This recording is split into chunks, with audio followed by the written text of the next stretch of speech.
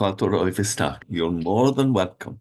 The font is Roibh, as ye gather in for our program Suantraí Íosa, or the Lullaby of Jesus, where we prepare the liturgy of the Eucharist for the following day. Today, Wednesday, we are preparing for Thursday, the 23rd of April, week 3 in Eastertide. And the first reading tomorrow is taken from Acts chapter 8, and it's the story of how Philip, again, an exile due to persecution in the church in Jerusalem, encounters the Ethiopian. He's an official of the Queen of Ethiopia, which immediately, of course, links to the Queen of Sheba, who came to see Solomon and the wisdom of Solomon. And here is someone who's going to encounter the wisdom of the Holy Spirit and of Christ and of the sacred scriptures. And he's reading the sacred scriptures, the prophet Isaiah, the suffering servant, which we had on Good Friday at the ceremonies. He says, tell me, is it the prophet referring to himself or somebody else? And what a wonderful introduction for Philip. And so Philip explains the good news of Jesus Christ to him.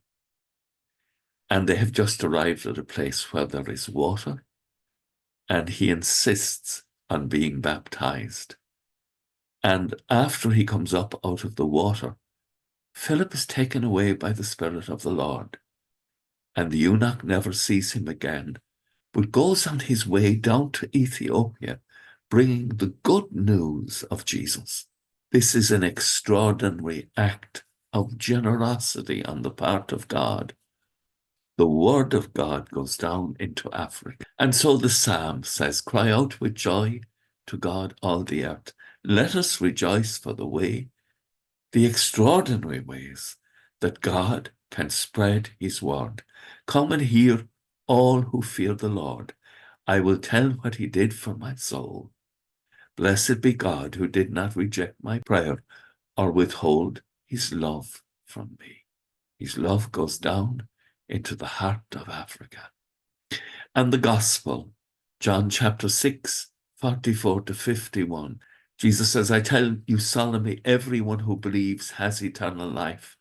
I am the bread of life. Anyone who eats this bread will live forever, and the bread that I shall give is my flesh for the life of the world. This is extraordinary. The Eucharist is not just a symbol. It is the perfect encounter with Jesus Christ, the second person of the Blessed Trinity, God and man. And we encounter him in this most powerful way.